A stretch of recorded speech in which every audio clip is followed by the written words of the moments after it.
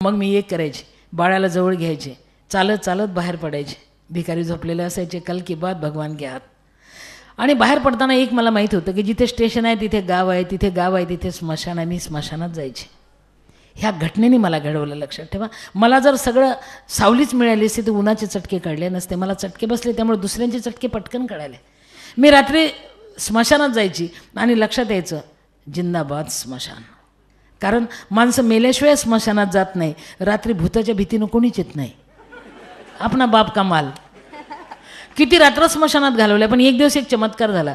भिक्षा काही दररोज मिळेल असं नव्हतं ना, त्यामुळे एक दिवस मिळाली नाही, दुसऱ्या दिवशी मिळाली नाही, तिसऱ्या दिवशी मिळाली नाही. पोटातले आतडे तुटत होते, बाळ मरणाच्या दारात होतं. म्हणून मी चालत होते दगडाने पायाने दगडं उडवत होते. माझ्या लक्षात आलं एक प्रेत यात्रा चालली आहे.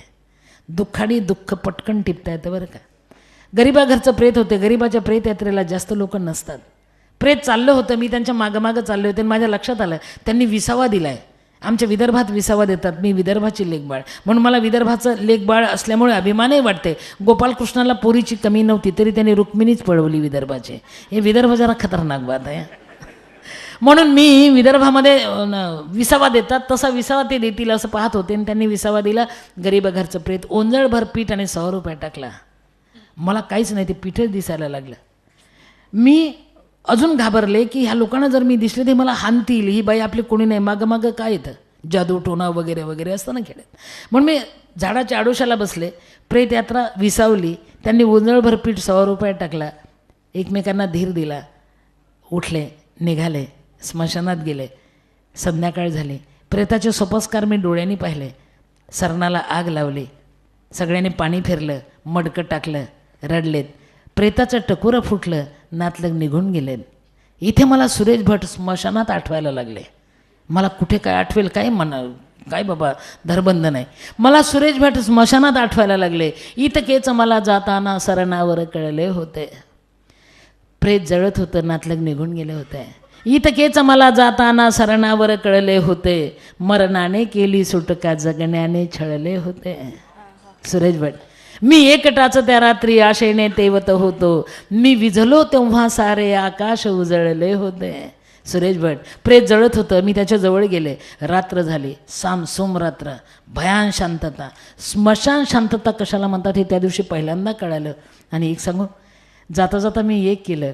ते टाकलेलं गोंधळभर पीठ आणि 100 रुपये मी पदरात बांधून घेतला. बाबा, ह्या जगण्याने मला अनाथांची माय व्हायला शिकवलं. मी स्मशानात गेले आणि लक्षात आलं फुटलेल्या मडक्याचे तुकडे पडले होते. कधीतरी पाऊस येऊन गेला असेल, पाणी होतं एका तुकड्यात. मी ते पाणी घेतलं, एक तुकडा साफ केला, त्यात पाणी टाकलं, जवळचं पीठ टाकलं, एवढीशी भाकरी केली. भूक उगी बसत नव्हती ना. आणि जळणाऱ्या प्रेताचेच निखारे ओढले. ती एवढीशी भाकरी त्यावर शेकली, भाजली, तोडून तिथेच खाल्ली. आता पंचपक्वान्न लोक खायला देतात, पण तेव्हा तोडून खाल्लेल्या भाकरीची चव आयुष्यात परत मिळाली नाही बाबा. माणूस कधी वाईट नसतो बाबा, माणसाच्या पोटाची भूक वाईट असते. मी त्या दिवशी ती भाकरी शेकली, तोडून खाल्ली. अनेक रात्री मी स्मशानात घालवल्या होत्या, मी कधी घाबरले नाही. पण त्या दिवशी एक चमत्कार झाला. अंधश्रद्धा नाही, अनुभव हीच खात्री.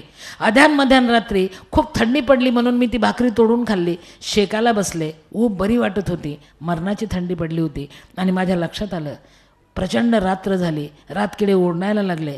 भयान शांतता पसरली. आणि 5-50 काळे काळे पक्षी आले. मला धडाधड टोचा मारायला लागले. का ते मला विचारत होते. मेलेल्यांचा खायचा अधिकार आमचा, तू अजून मेली नाहीस, जबाब दो. आमचा कायदा भंग झाला. काय जबाब होता माझ्याजवळ? मी बाळाला पोटाशी धरून उभी होऊन खाली वाकून रडत होते, तिला टोच लागू नये म्हणून. माझ्या सगळ्या पातळाला टोचा पडल्या होत्या. पण त्या दिवशी पाखरं मला टोचा मारत होते ना, मी बाळाला वाचवत होते. आणि पटकन माझ्या लक्षात आलं, सिंधुताई सपकाळ वेडी आहेस. ते पाखरं तुला सांगता येतं ग, खूप जग तुझी वाट पाहते ग, इथं कुठे अडकून पडलीस, चालायला लाग, किती जग तुझी वाट पाहते. त्या दिवशी मी त्या पक्षाला नमस्कार केला.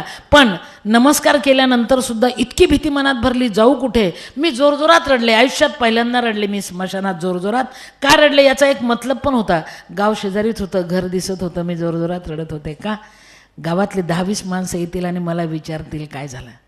माझं रडणं ऐकून लोक बाहेर आले. धडाधडा दारं उघडले. एकमेकांना सूचना दिल्या, दारं पक्के बंद करा, लेकरांना पक्क झाकून घ्या, आज रात्री कुणी बाहेर पडू नका, कारण मशानात भूत रडतं आज. आज मशानात भूत रडते बरं का, आज कोणी बाहेर पडू नका. त्यांनी बोललेलं मला ऐकायला येत होतं. जसे दारं उघडले तसे बंद झाले, लोक आत गेले, माझ्याजवळ कोणी आलं नाही, माणूस माझ्याजवळ आला नाही, पण गावाचे कुत्रे माझ्यासोबत रडत होते. ती रात्र मला कधीच विसरता येणार नाही. त्या दिवशी मी स्मशान सोडलं आणि नंतर मी निर्णय घेतला, स्वतःची मुलगी श्रीमंत दगडूशेठ हलवाई गणपती ट्रस्टला देऊन दीपक पदरात घेतला आणि जगायला सुरुवात केली. आता असंख्य आलेत, पण तो काळ विसरता नाही आला. त्या वेदनेने, त्या जखमेने मला अनाथांपर्यंत पोचवलं. येथे पाहिजे जातीचे, मी अनाथ होते म्हणून अनाथांनाच पदरात घेतलं. काय करू, मला पदरात घेणारं कोणी मिळालं नाही म्हणून माझा पदर त्यांच्यासाठी लांब करून झोळी तयार केली. काही चुकलं का रे बाबा माझं?